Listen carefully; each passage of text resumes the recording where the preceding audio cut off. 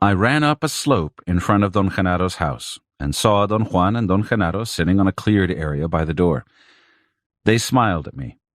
There was such warmth and innocence in their smiles that my body experienced a state of immediate alarm. I automatically slowed down to a walk. I greeted them. "How are you?" Don Genado asked me in such an affected tone that we all laughed. "He's in very good shape," Don Juan interjected before I could answer. "I can see that," Don Genado retorted. "Look at that double chin, and look at those chunks of bacon fat on the jowls." Don Juan held his stomach as he laughed. "Your face is round," Don Genado went on. "What have you been doing? Eating?" Don Juan jokingly assured him that my lifestyle required that I eat a great deal. In a most friendly way, they teased me about my life, and then Don Juan asked me to sit down between them. The sun had already set behind the huge range of mountains to the west. "Where's your famous notebook?" Don Genado asked me, and when I got it out of my pocket, he yelled, "Yippee!" and took it from my hands. Obviously, he had observed me with great care and knew my mannerisms to perfection. He held the notebook with both hands and played with it nervously, as if he didn't know what to do with it. Twice he seemed to be on the verge of throwing it away, but appeared to contain himself. Then he held it against his knees and pretended to write feverishly in it, the way I do. Don Juan laughed so hard that he was about to choke. "What did you do after I left you?" Don Juan asked, after they had quieted down. "I went to the market on Thursday," I said. "What were you doing there? Retracing your steps?" he retorted. Don Genado fell backwards and with his lips made the dry sound of a head hitting the ground. He looked at me askance and winked. "I had to do it," I said, "and I found that on weekdays there are no stands that sell coins and second-hand books." Both of them laughed. Then Don Juan said that asking questions wasn't going to reveal anything new. "What really took place, Don Juan?" I asked. "Believe me, there is no way of knowing that," he said dryly. "In those matters, you and I are on equal ground. My advantage over you at this moment is that I know how to get to the Nagual, and you don't. But once I have gotten there, I have no more advantage and no more knowledge than you." "Did I really land in the market, Don Juan?" I asked. "Of course. I've told you. The Nagual is at the warrior's command. Isn't it so, Genaro?" "Right," Don Genaro exclaimed in a booming voice and stood up in one single motion. It was as though his voice had pulled him from a lying position to a perfectly vertical one. Don Juan was practically rolling on the ground, laughing. Don Genaro, with a nonchalant air, took a comical bow and said goodbye. "Genaro will see you tomorrow morning," Don Juan said. "Now you must sit here in total silence." We didn't say another word. After hours of silence, I fell asleep. I looked at my watch. It was almost 6 a.m. Don Juan examined the solid mass of heavy white clouds over the eastern horizon and concluded that it was going to be an overcast day. Don Genaro sniffed the air and added that it was also going to be hot and windless. "How far are we going?" I asked. "To those eucalyptus trees over there," Don Genaro replied, pointing to what seemed to be a grove of trees about a mile away. When we reached the trees, I realized that it wasn't a grove. The eucalyptus had been planted in straight lines in order to mark the boundaries of fields cultivated with different crops. We walked along the edge of a cornfield, along a line of enormous trees, thin and straight, over 100 feet high, and arrived at an empty field. I figured that the crop must have just been harvested.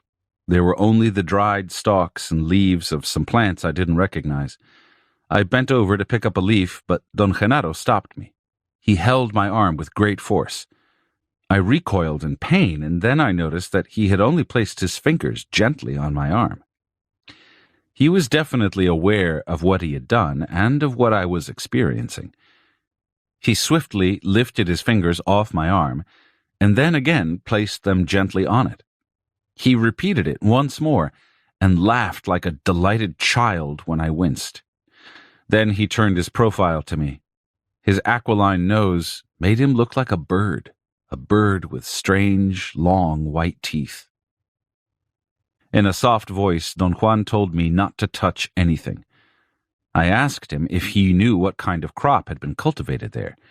He seemed to be about to tell me, but Don Genaro interceded and said that it was a field of worms. Don Juan looked at me fixedly, without cracking a smile. Don Genaro's meaningless answer appeared to be a joke. I waited for a cue to start laughing, but they just stared at me. "Field of gorgeous worms," Don Genaro said. "Yes, what was grown here was the most delightful worms you've ever seen." He turned to Don Juan. They looked at each other for an instant. "Isn't it so?" he asked. "Absolutely true," Don Juan said. And turning to me, he added in a soft voice, "Genaro holds the baton today. Only he can tell what's what, so do exactly as he says." The idea that Don Genaro had the control filled me with terror. I turned to Don Juan to tell him about it, but before I had time to voice my words, Don Genaro let out a long, formidable scream, a yell so loud and frightening that I felt the back of my neck swell and my hair flowing out as if a wind were blowing it.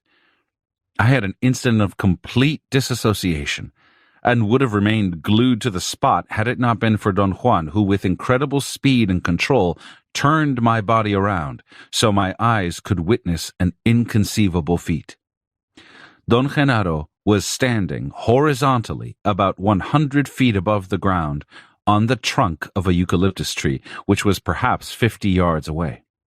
That is, he was standing with his legs 3 feet apart, perpendicular to the tree. It was as if he had hooks on his shoes, and with them was capable of defying gravity. His arms were crossed over his chest, and his back was turned to me. I stared at him. I didn't want to blink for fear of losing sight of him. I made a quick judgment and concluded that if I could maintain him within my field of vision, I might detect a clue, a movement, a gesture, or anything that would help me understand what was taking place. I felt Don Juan's head next to my right ear, and I heard him whisper that any attempt to explain was useless and idiotic. I heard him repeat, "Push your belly down, down." It was a technique he had taught me years before to use in moments of great danger, fear, or stress. It consisted of pushing the diaphragm down while taking 4 sharp gasps of air through the mouth, followed by 4 deep inhalations and exhalations through the nose.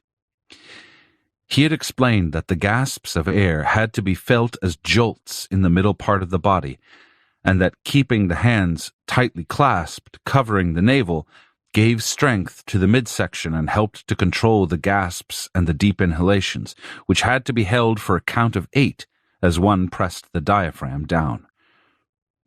The exhalations were done twice through the nose and twice through the mouth in a slow or accelerated fashion, depending on one's preference.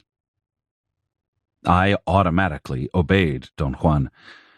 I didn't dare, however, to take my eyes away from Don Genaro. As I kept on breathing, my body relaxed, and I was aware that Don Juan was twisting my legs. Apparently, when he had turned me around, my right foot had caught in a clump of dirt, and my leg was uncomfortably bent. When he straightened me out, I realized that the shock of seeing Don Genaro standing on the trunk of a tree had made me oblivious to my discomfort. Don Juan whispered in my ear that I shouldn't stare at Don Genaro. I heard him say, "Blink, blink." For a moment I felt reluctant. Don Juan commanded me again. I was convinced that the whole affair was somehow linked to me as the onlooker, and if I, as the sole witness of Don Genado's deed, had stopped looking at him, he would have fallen to the ground, or perhaps the whole scene would have vanished. After an excruciatingly long period of immobility, Don Genaro swiveled on his heels 45 degrees to his right and began to walk up the trunk. His body shivered. I saw him take one small step after another until he had taken 8. He even circumvented a branch. Then, with his arms still crossed over his chest, he sat down on the trunk with his back to me. His legs dangled as if he were sitting on a chair, as if gravity had no effect on him. He then sort of walked on his seat downwards. He reached a branch that was parallel to his body and leaned on it with his left arm and his head for a few seconds. He seemed to be leaning more for dramatic effect than for support. He then kept on moving on his seat, inching his way from the trunk onto the branch until he had changed his position and was sitting as one might normally sit on a branch. Don Juan giggled. I had a horrible taste in my mouth. I wanted to turn round and face Don Juan, who was slightly behind me to my right, but I didn't dare miss any of Don Genado's actions. He dangled his feet for a while, then crossed them and swung them gently, and finally he slipped upwards back onto the trunk. Don Juan took my head gently in both hands and twisted my neck to the left until my line of vision was parallel to the tree rather than perpendicular to it. Looking at Don Genaro from that angle, he didn't appear to be defying gravity. He was simply sitting on the trunk of a tree. I noticed then that if I stared and didn't blink, the background became vague and diffuse, and the clarity of Don Genaro's body became more intense. His shape became dominant, as if nothing else existed. Don Genaro swiftly slid downward, back onto the branch. He sat, dangling his feet like on a trapeze. Looking at him from a twisted perspective made both positions, especially sitting on the tree trunk, seem feasible. Don Juan shifted my head to the right until it was resting on my shoulder. Don Genaro's position on the branch seemed perfectly normal, but when he moved onto the trunk again, I couldn't make the necessary perceptual adjustment, and I saw him as if he were upside down, with his head towards the ground. Don Genaro moved back and forth various times, and Don Juan shifted my head from side to side every time Don Genaro moved. The result of their manipulations was that I completely lost track of my normal perspective, and without it, Don Genaro's actions were not as awesome. Don Genaro remained on the branch for a long time. Don Juan straightened my neck and whispered that Don Genaro was about to descend. I heard him whisper in an imperative tone, "Press down, down." I was in the middle of a fast exhalation when Don Genaro's body seemed to be transfixed by some sort of tension. It glowed, became lax, swung backwards, and hung by the knees for a moment. His legs seemed to be so flaccid that they couldn't stay bent, and he fell to the ground. At the moment he began his downward fall, I also had the sensation of falling through endless space. My whole body experienced a painful and, at the same time, extremely pleasurable anguish, an anguish of such intensity and duration that my legs could no longer support the weight of my body, and I fell down on the soft dirt. I could barely move my arms to buffer my fall. I was breathing so heavily that the soft dirt got into my nostrils and made them itch. I tried to get up. My muscles seemed to have lost their strength. Don Juan and Don Genaro came and stood over me. I heard their voices, as if they were quite a distance from me, and yet I felt them pulling me. They must have lifted me up, each holding one of my arms and one of my legs, and carried me over a short distance. I was perfectly aware of the uncomfortable position of my neck and head, which hung limp. My eyes were open. I could see the ground and tufts of weeds passing under me. Finally, I had a cold seizure. Water entered into my mouth and nose and made me cough. My arms and legs moved frantically. I began to swim, but the water wasn't deep enough, and I found myself standing up in the shallow river where they had dumped me.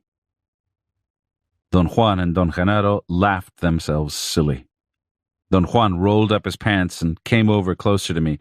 He looked me in the eye and said that I wasn't complete yet, and pushed me gently back into the water. My body didn't offer any resistance. I didn't want to be dunked again, but there was no way of connecting my volition to my muscles, and I crumbled backwards. The coldness was even more intense. I quickly jumped up and scurried out on the opposite bank by mistake. Don Juan and Don Genaro yelled and whistled and threw rocks into the bushes ahead of me as though they were corralling a steer that was running astray. I crossed back over the river and sat on a rock next to them. Don Genaro handed me my clothes, and then I noticed that I was naked, although I couldn't remember when or how I got my clothes off. I was dripping wet and didn't want to put them on right away. Don Juan turned to Don Genaro and in a booming tone said, "For heaven's sake, give the man a towel!" It took me a couple of seconds to realize the absurdity. I felt very good. In fact, I was so happy that I didn't want to talk. I had the certainty, however, that if I showed my euphoria, they would have dumped me into the water again. Don Genaro watched me. His eyes had the glint of a wild animal's. They pierced through me. "Good for you," Don Juan said to me all of a sudden. "You're contained now, but down by the eucalyptus trees, you indulged like a son of a bitch." I wanted to laugh hysterically. Don Juan's words seemed so utterly funny that I had to make a supreme effort to contain myself. And then some part of me flashed a command. An uncontrollable itching in the midsection of my body made me take off my clothes and plunge back into the water. I stayed in the river for about 5 minutes. The coldness restored my sense of sobriety. When I got out, I was myself again. "Good show," Don Juan said, tapping me on the shoulder. They led me back to the eucalyptus trees. As we walked, Don Juan explained that my tonal had been dangerously vulnerable, and that the incongruity of Don Genaro's acts seemed to be too much for it. He said that they had decided not to tamper with it anymore and go back to Don Genaro's house, but the fact that I knew I had to plunge myself into the river again had changed everything. He didn't say, however, what they intended to do. We stood in the middle of the field on the same spot we had been before. Don Juan was to my right and Don Genaro to my left. They both stood with their muscles tensed in a state of alertness. They maintained that tenseness for about 10 minutes. I shifted my eyes from one to the other. I thought that Don Juan would cue me on what to do. I was right. At one moment, he relaxed his body and kicked some hard clumps of dirt. Without looking at me, he said, "I think we'd better go." I automatically reasoned that Don Genaro must have had the intention of giving me another demonstration of the Nagual, but had decided not to. I felt relieved. I waited another moment for a final confirmation. Don Genaro also eased off, and then both of them took one step forward. I knew then that we were through there, but at the very instant I loosened up, Don Genaro again let out his incredible yell. I began to breathe frantically. I looked around. Don Genaro had disappeared. Don Juan was standing in front of me, his body convulsed with laughter. He turned to me. "I'm sorry," he said in a whisper. "There's no other way." I wanted to ask about Don Genaro, but I felt that if I didn't keep on breathing and pressing down on my diaphragm, I would die. Don Juan pointed with his chin to a place behind me. Without moving my feet, I began to turn my head over my left shoulder, but before I could see what he was pointing at, Don Juan jumped and stopped me. The force of his leap and the speed with which he grabbed me made me lose my balance. As I fell on my back, I had the sensation that my startled reaction had been to grab onto Don Juan, and consequently, I dragged him with me to the ground. But when I looked up, the impressions of my tactile and visual senses were in total disaccord. I saw Don Juan standing over me, laughing, while my body felt the unmistakable weight and pressure of another body on top of me, almost pinning me down. Don Juan extended his hand and helped me get up.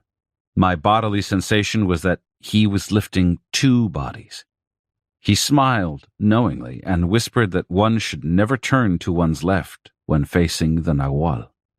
He said that the Nagual was deadly, and that there was no need to make the risks more dangerous than they already were. He then gently turned me around and made me face an enormous eucalyptus tree. It was perhaps the oldest tree around. Its trunk was nearly twice as thick as any of the others. He pointed with his eyes to the top. Don Genaro was perched on a branch. He was facing me. I could see his eyes like two huge mirrors reflecting light. I didn't want to look, but Don Juan insisted that I shouldn't move my eyes away. In a very forceful whisper, he ordered me to blink and not to succumb to fright or indulgence. I noticed that if I blinked steadily, Don Genaro's eyes were not so awesome. It was only when I stared that the glare of his eyes became maddening. He squatted on the branch for a long time. Then, without moving his body at all, he jumped to the ground and landed in the same squatting position a couple of yards from where I was. I witnessed the complete sequence of his jump, and I knew that I had perceived more than my eyes had allowed me to catch. Don Genaro had not really jumped. Something had pushed him as if from behind and had made him glide on a parabolic course. The branch where he had been perched was possibly 100 feet high, and the tree was located about 150 feet away from me. Thus, his body had to trace a parabola to land where it did, but the force needed to cover that distance was not the product of Don Genaro's muscles. His body was blown away from the branch to the ground. At one point, I was able to see the soles of his shoes and his rear as his body described the parabola. Then he landed gently, although his weight crumbled the hard clumps of dried dirt and even raised a bit of dust. Don Juan giggled behind me. Don Genaro stood up as if nothing had happened and tugged the sleeve of my shirt to give me a signal that we were leaving. No one spoke on the way to Don Genaro's house. I felt lucid and composed. A couple of times Don Juan stopped and examined my eyes by staring into them. He seemed satisfied. As soon as we arrived, Don Genaro went behind the house. It was still early in the morning. Don Juan sat on the floor by the door and pointed to a place for me to sit. I was exhausted. I lay down and went out like a light. I woke up when Don Juan shook me. I tried to look at the time. My watch was missing.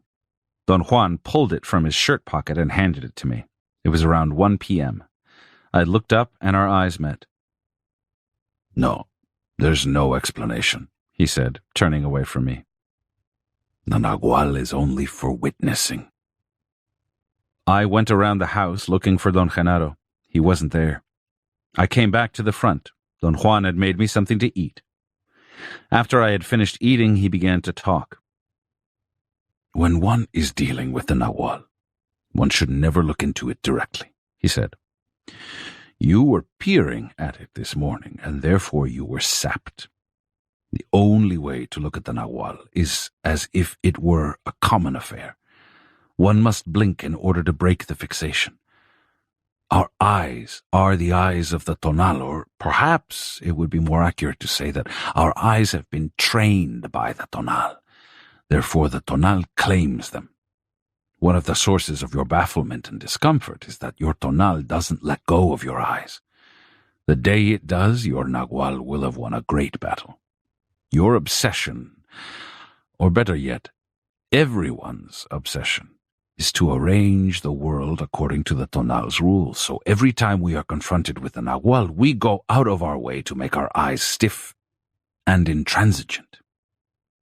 I must appeal to the part of your tonal which understands this dilemma, and you must make an effort to free your eyes. The point is to convince the tonal that there are other worlds that can pass in front of the same windows. The Nagual showed you that this morning, so let your eyes be free. Let them be true windows. The eyes can be the windows to peer into boredom, or to peek into that infinity. Don Juan made a sweeping arc with his left arm to point all around us. There was a glint in his eyes, and his smile was at once frightening and disarming. "How can I do that?" I asked. "I say that it is a very simple matter. Perhaps I say it is simple because I've been doing it for so long. All you have to do is to set up your intent as a customs house. Whenever you are in the world of the tonal, you should be an impeccable tonal. No time for irrational crap. But whenever you are in the world of the Nagual, you should also be impeccable. No time for rational crap. For the warrior, intent is the gate in between. It closes completely behind him when he goes either way. Another thing one should do when facing the Nagual is to shift the line of the eyes from time to time in order to break the spell of the Nagual. Changing the position of the eyes always eases the burden of the tonal. This morning I noticed that you were extremely vulnerable, and I changed the position of your head. If you are in a pinch like that, you should be able to shift by yourself. This shifting should be done only as a relief, though, not as another way of palisading yourself to safeguard the order of the tonal. My bet would be that you would strive to use this technique to hide the rationality of your tonal behind it, and thus believe that you are saving it from extinction. The flaw of your reasoning is that nobody wants or seeks the extinction of the tonal's rationality. That fear is ill-founded. There is nothing else I can tell you, except that you must follow every movement the Genaro makes without draining yourself.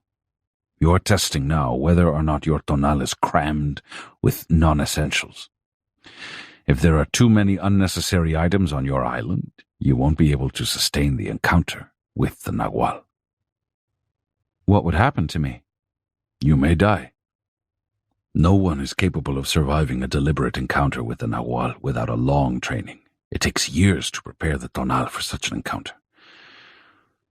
Ordinarily, if an average man comes face to face with the Nagual, the shock would be so great that he would die. The goal of a warrior's training, then, is not to teach him to hex or to charm, but to prepare his tonal not to crap out. A most difficult accomplishment. A warrior must be taught to be impeccable and thoroughly empty before he could even conceive witnessing the Nagual. In your case, for instance, you have to stop calculating. What you were doing this morning was absurd. You call it explaining. I call it a sterile and boring insistence of the tonal to have everything under its control. Whenever it doesn't succeed, there is a moment of bafflement, and then the tonal opens itself to death. What a prick! It would rather kill itself than relinquish control. And yet there is very little we can do to change that condition. How did you change it yourself, Don Juan? The island of the tonal has to be swept clean and maintained clean. That's the only alternative that a warrior has. A clean island offers no resistance. It is as if there were nothing there. He went around the house and sat down on a big, smooth rock. From there, one could look into a deep ravine. He signaled me to sit down next to him. Can you tell me, Don Juan, what else we're going to do today? I asked. You aren't going to do anything. That is, you and I will only be the witnesses. Your benefactor is Genaro. I thought I had misunderstood him in my eagerness to take notes. At the beginning stages of my apprenticeship, Don Juan himself had introduced the term benefactor. My impression had always been that he himself was my benefactor. Don Juan had stopped talking and was staring at me. I made a quick assessment, and my conclusion was that he must have meant that Don Genaro was something like the star performer on that occasion. Don Juan giggled as if he were reading my thoughts. Genaro is your benefactor, he repeated. But you are, aren't you? I asked in a frantic tone. I'm the one who helped you sweep the island of the Tonal, he said. Genaro has 2 apprentices, Pablito and Nestor. He is helping them sweep the island, but I will show them the Nagual. I will be their benefactor. Genaro is only their teacher. In these matters, one can either talk or act. One cannot do both with the same person. One either takes the island of the Tonal or one takes the Nagual. In your case, my duty has been to work with your Tonal. As Don Juan spoke, I had an attack of terror so intense that I was about to get ill.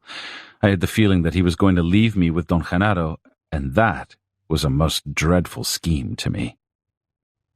Don Juan laughed and laughed as I voiced my fears. The same thing happens to Pablito, he said. The moment he sets eyes on me, he gets ill.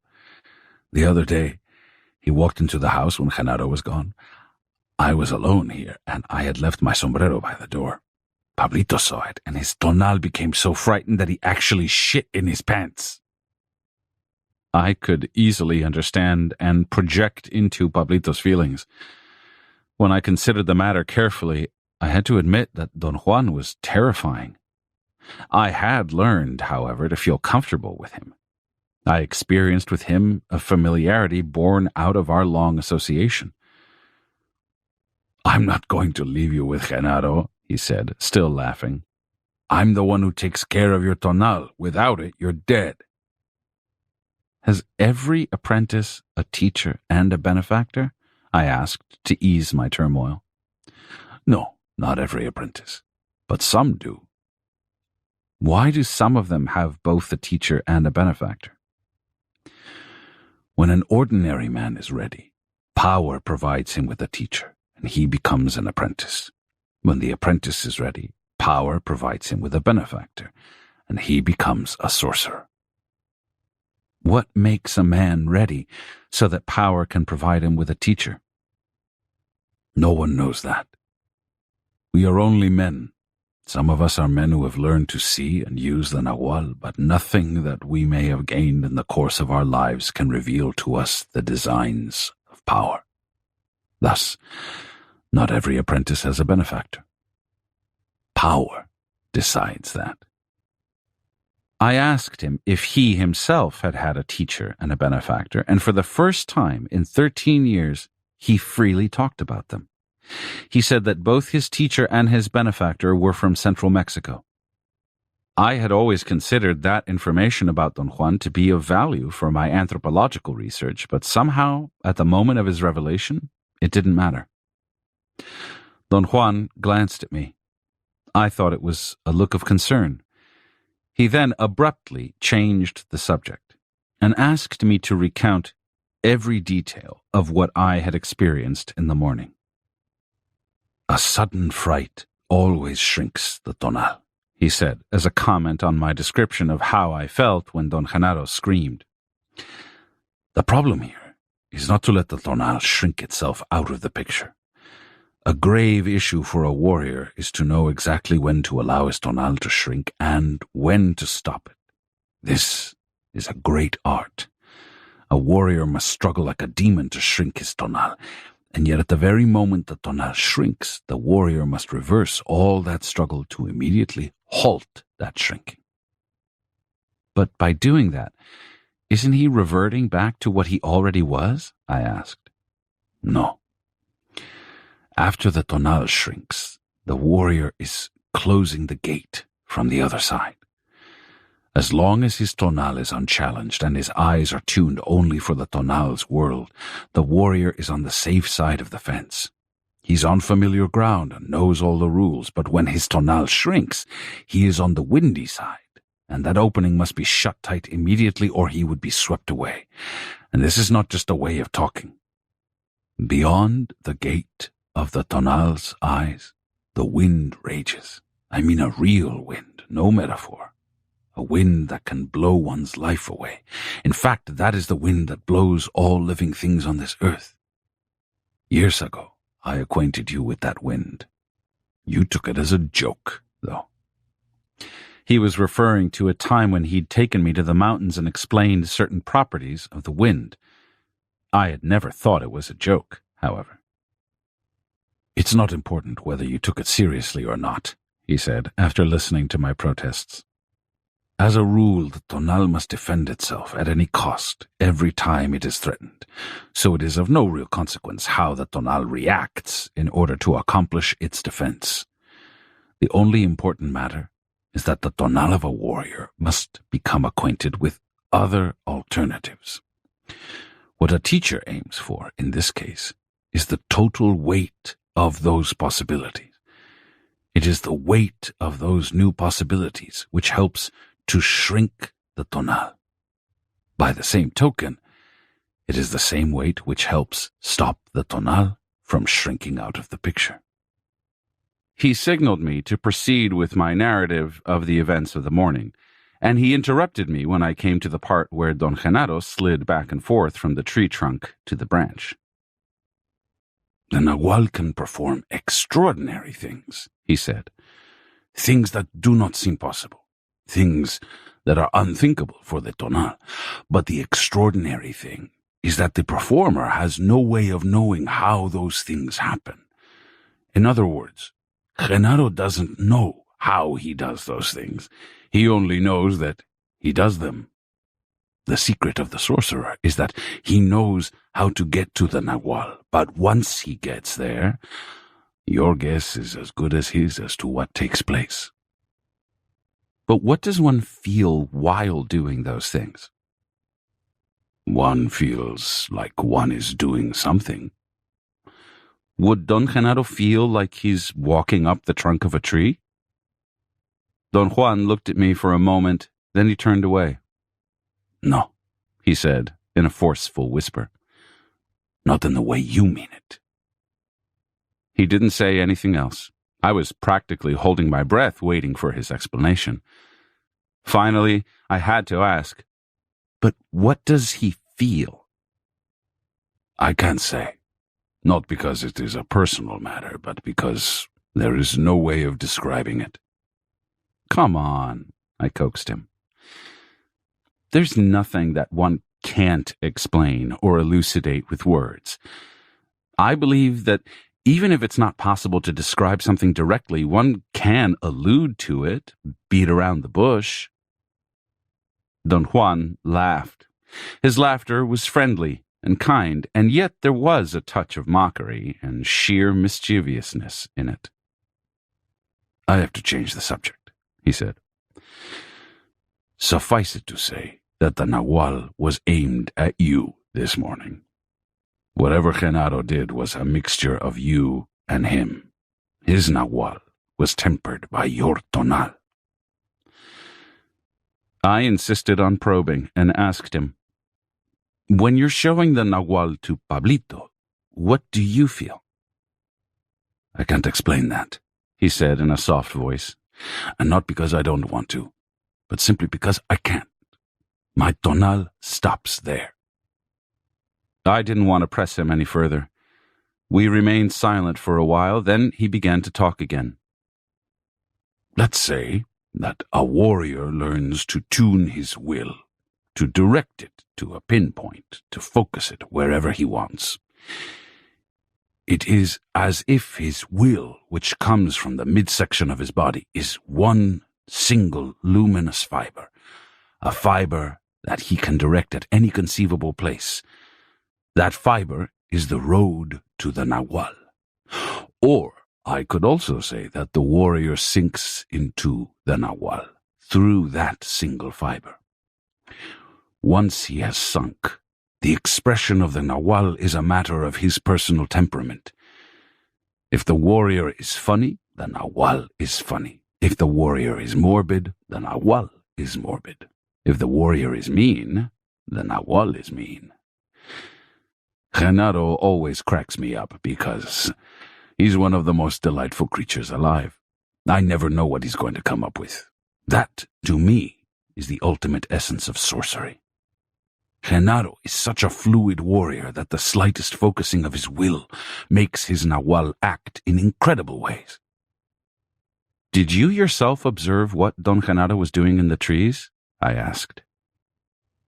No, I just knew because I saw that the Nagual was in the trees. The rest of the show was for you alone. Do you mean, Don Juan, that, like the time when you pushed me and I ended up in the market, you were not with me? It was something like that. When one meets the Nagual face to face, one always has to be alone. I was around only to protect your tonal. That is my charge. Don Juan said that my tonal was nearly blasted to pieces when Don Genaro descended from the tree, not so much because of any inherent quality of danger in the Nagual, but because my tonal indulged in its bewilderment. He said that one of the aims of the warrior's training was to cut the bewilderment of the tonal until the warrior was so fluid that he could admit everything without admitting anything. When I described Don Genaro's leap up to the tree and his leap down from it, Don Juan said that the yell of a warrior was one of the most important issues of sorcery, and that Don Genaro was capable of focusing on his yell, using it as a vehicle. You are right, he said. Genaro was pulled partly by his yell and partly by the tree. That was true seeing on your part. That was a true picture of the Nagual. Genaro's will was focused on the yell, and his personal touch made the tree pull the Nagual. The lines went both ways, from Genaro to the tree and from the tree to Genaro. What you should have seen when Genaro jumped from the tree was that he was focusing on a spot in front of you, and then the tree pushed him, but it only seemed to be a push. In essence, it was more like being released by the tree. The tree released the Nagual, and the Nagual came back to the world of the tonal on the spot he focused on. The second time that Genaro came down from the tree, your tonal was not so bewildered. You were not indulging so hard, and therefore you were not as sapped as you were the first time. Around 4 p.m, Don Juan stopped our conversation. We are going back to the eucalyptus trees, he said. The Nagual is waiting for us there. Aren't we risking being seen by people? I asked. No. The Nagual will keep everything suspended, he said.